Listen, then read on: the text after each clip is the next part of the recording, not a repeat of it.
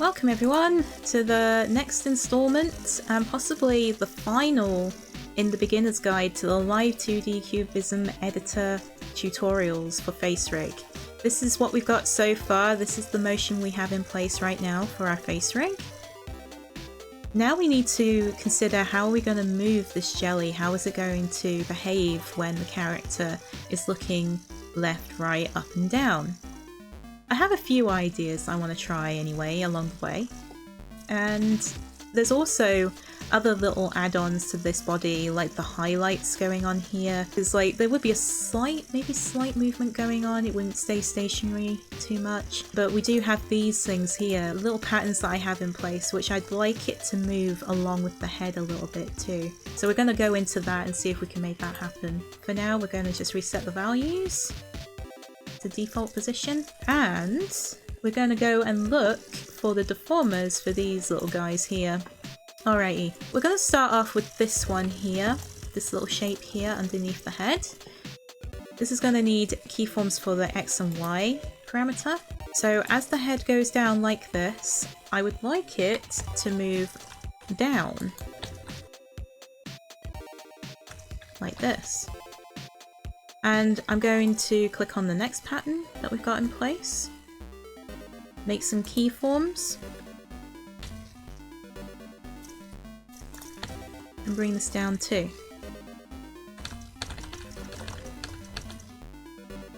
Move on to the next pattern that we've got. Click on the keyform, the free keyforms button, bring that down too. And then the fourth pattern, do the same, bring that down as well. So we've got some movement going on with that. While that's happening though, I quite like the idea of it possibly being deformed, like it reacts to the fact that my character is looking down. With the deformer, I can just make it sort of hug the head a little bit.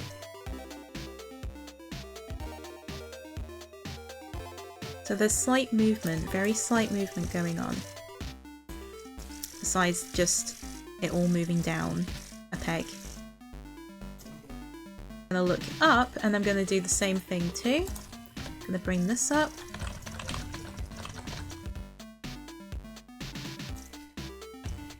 Bring this one up.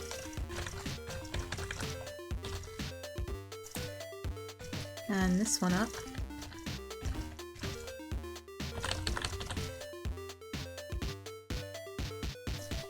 And this one.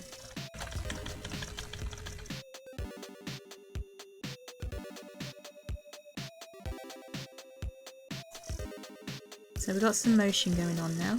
So this is where the trial and error process comes in a lot of the time when working with Live2D. Please do find time to experiment and see what is possible. A lot of the stuff that I ended up learning in the end was on the basis of lots of trial and error and practice. So I do recommend it if you can find time to plow into making this work for you. Then, you know, tutorials will only get you so far, you got to put it into practice, right? So yes, lots of practice, but also watch the tutorials the best you can and garner as much information as you can from them and apply it to your own work. We're going to do that with the rest of the patterns as well, because I hadn't done that with all of them. So I'm going to time lapse this so we're not having to wait around for the outcome of that, but basically I'm going to be doing the same thing as I did with the first set of patterns done around the head.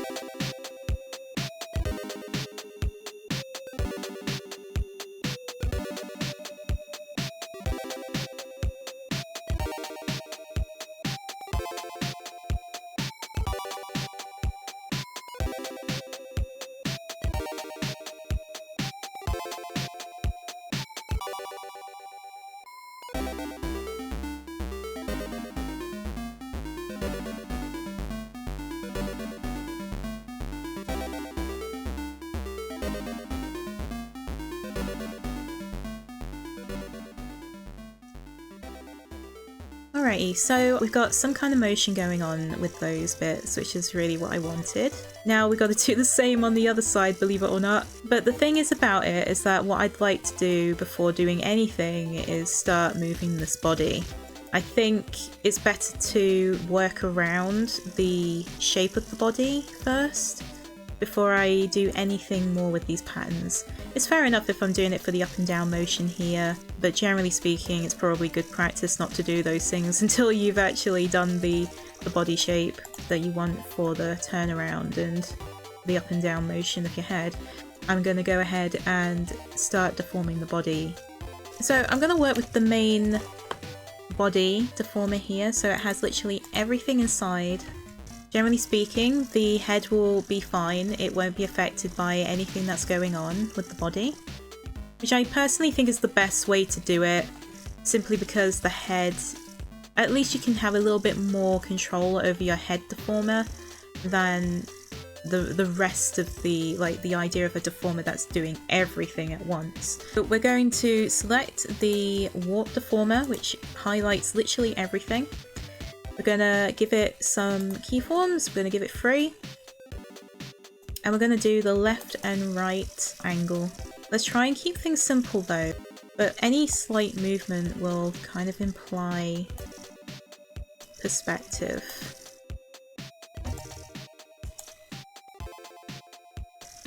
I think what I'll try and do is bring out the body from the side a little bit more.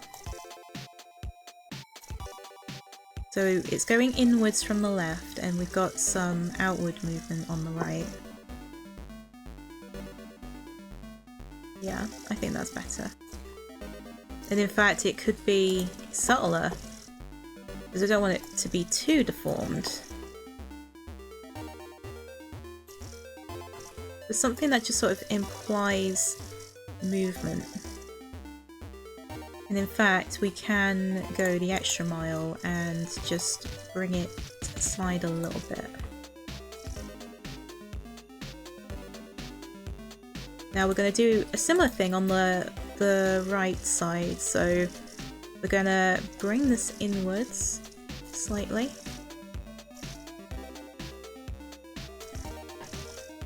And then we're going to bring this slightly outwards.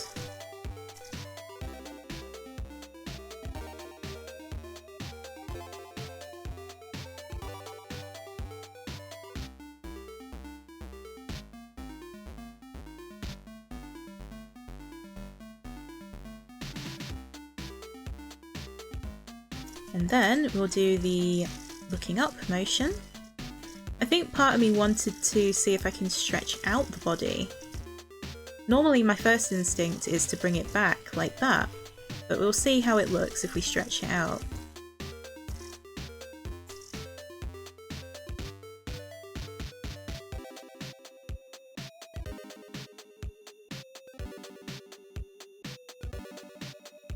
So if I just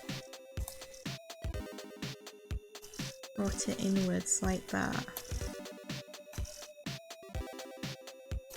just to give it like a little bit of movement when he looks up. I might bring this down a little bit though, because I feel like it might be too much. Yeah. Now, because he's being squashed downwards, it would make sense to make his body wider. So we're going to make him a little bit wider like that from the sides.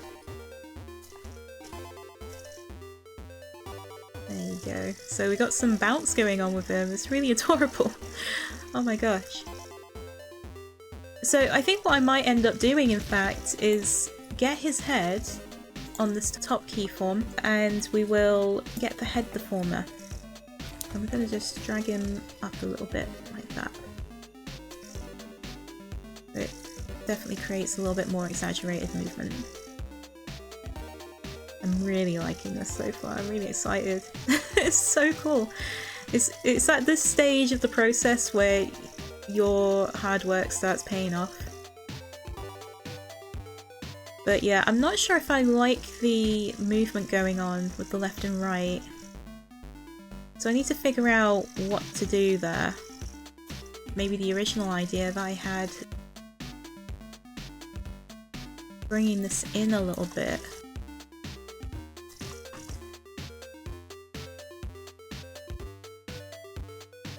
Could be a good idea. Yeah, we'll see how that goes for now. So I'm gonna bring these corners in a little bit. If anything, it probably just promotes more of a wiggle with the body than any kind of perspective going on. And in fact, any perspective that could be going on is probably mostly happening with these patterns, because that will eventually be wrapped around at a certain perspective when he turns his head. Alright, I think I'm happy with that. Once we've got the main points done, go and synthesize corners.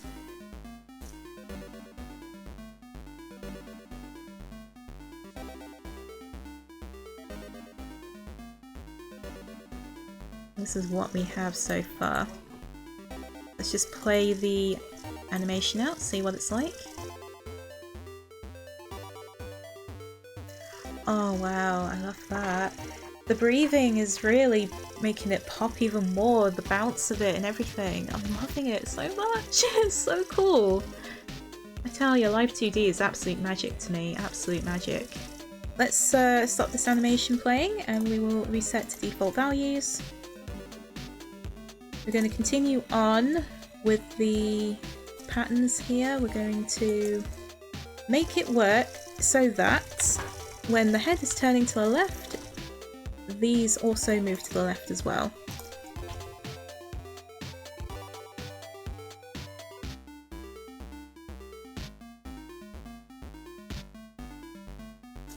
And we're going to do that to the left side as well.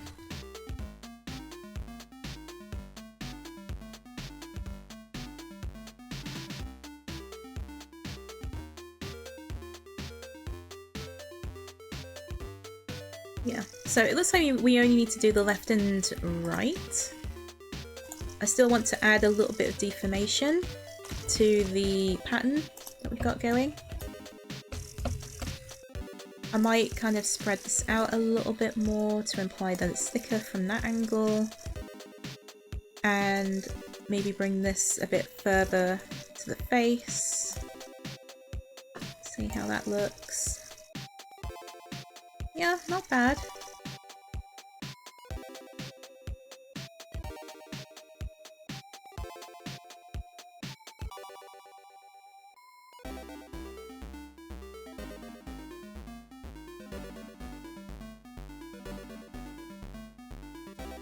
Okay, so we're going to do the same for this side too. Going to just bring this to the side a little bit more and make this a little bit thinner. Might have to actually do it the opposite really. Thinking about it and just sort of bring it in like that.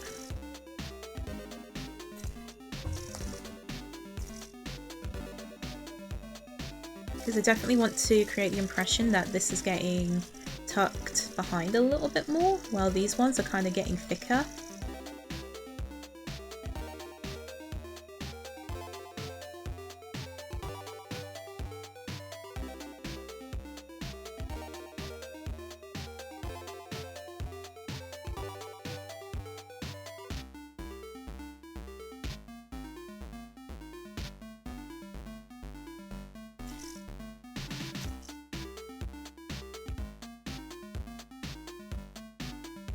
Yeah, there's a bit of perspective going on the left. Probably needs tweaking, but that's the closest we're going to get at the minute.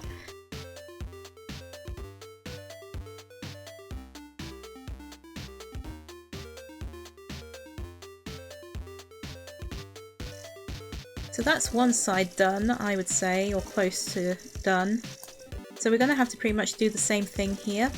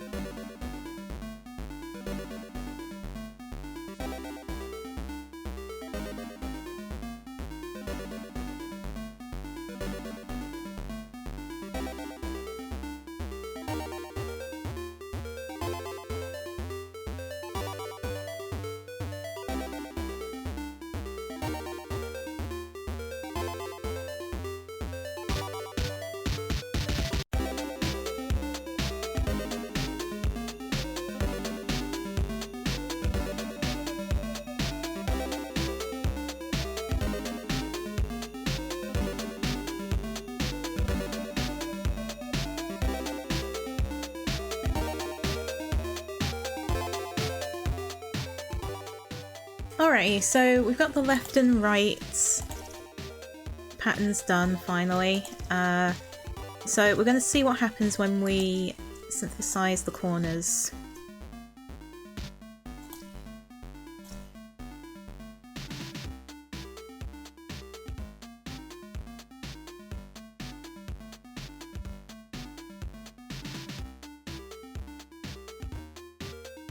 Yeah, sadly it doesn't look like it translated very well. Because there's additional movement that I added to the bottom and top keyforms. There's quite a bit of bounce to it. So I'm going to have to now add my own little animation and flex of the patterns that are going on, like the equivalent, but for the other angles. It's still a good starting point though, but the synthesized corners haven't really helped me in this situation.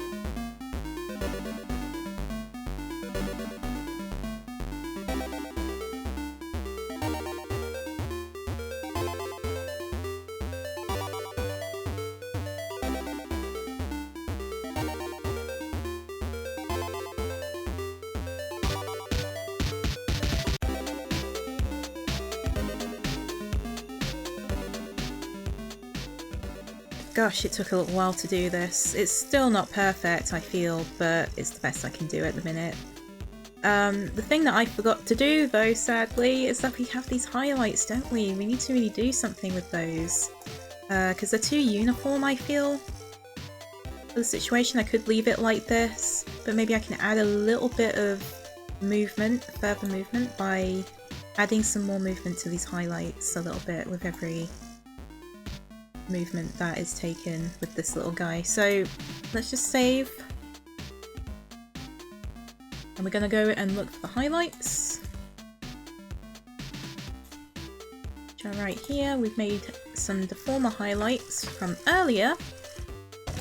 So again, the middle, I'm not sure really about the middle, but I feel like there definitely needs to be something going on here. Alright, so we're going to go ahead and highlight the warp deformers and add 3 keyforms to the angle X and Y.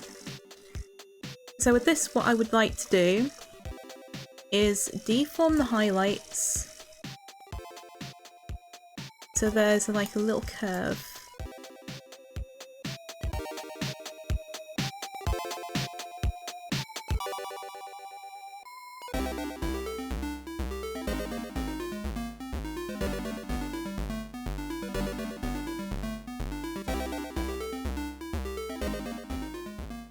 So here we go, we've got the highlights that now move when he spreads.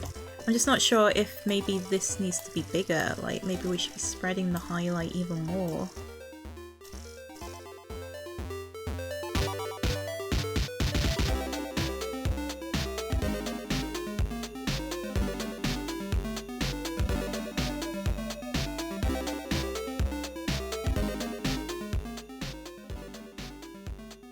Yeah, I feel like that definitely gives it more movement.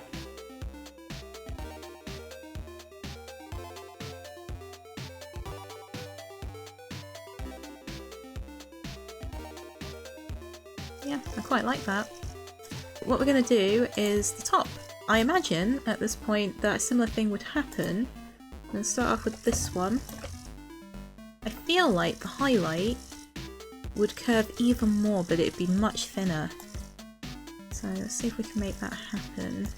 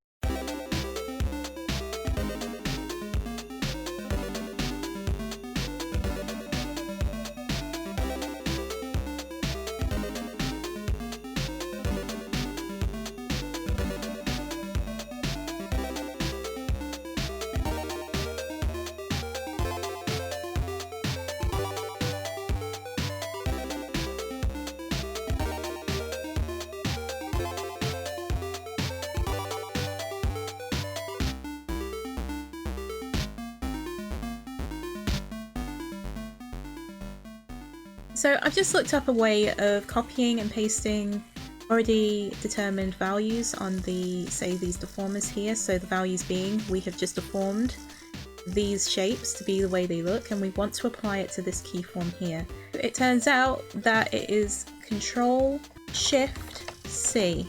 So you will have copied this keyform and everything that you've highlighted in values here. But we should be able to get to this keyform and use Control-Shift-V. And there you go. It's completely copied it over, which is pretty neat. But we can do that on this side too. So again, Control-Shift-V. And there you go. Exact values, so we don't have to do everything from scratch. Pretty useful for me, considering how many times I can find myself needing to redo stuff all the time, so it's a nice thing to learn. But yeah, just remember to use Control-Shift-C. All this time I've been thinking it was like Control-C, Shift-C, even Control-Alt-C, you know, like stuff like that. It's none of those. It is Control-Shift-C and Control-Shift-V to copy the values. At least that saves a job, let's say. I think the thing I will do though as well is copy what we've done with the deformers here and the highlights on the top keyform.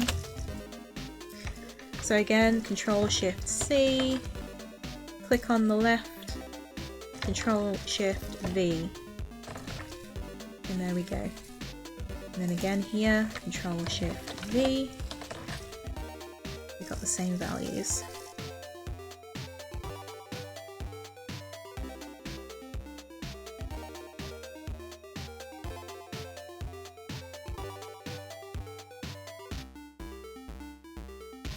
So I'm just going to make sure that everything is okay on the middle as well. So we're going to copy the middle keyform, apply it as well, Control-Shift-V on the left.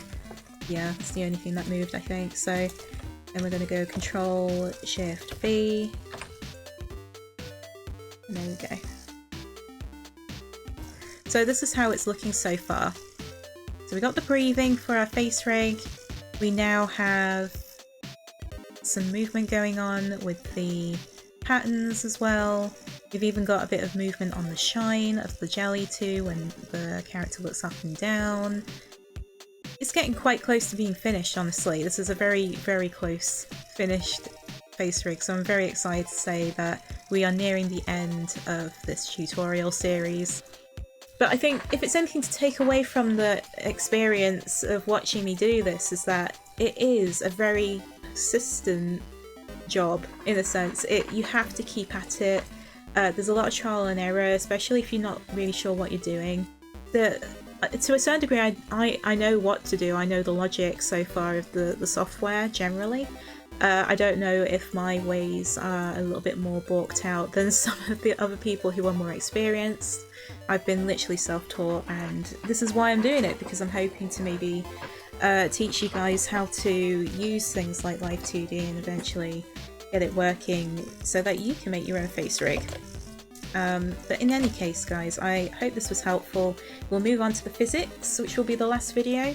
So there'll be more videos to come that will dabble into other topics of Live2D. But beyond this, once we've done this video, we'll talk about face rig and how we can set up our face rig. Hope to see you then, guys. Again, if you like the video, please like the video and subscribe to the channel if you want to see more tutorials like this. I hope to make more art tutorials in the future, or just general advice videos on art, as well as Live2D tutorials and animation. So feel free to stick around if you want to. Do send me your comments down below if you have any questions, and I hope to see you in the next one. Bye, guys.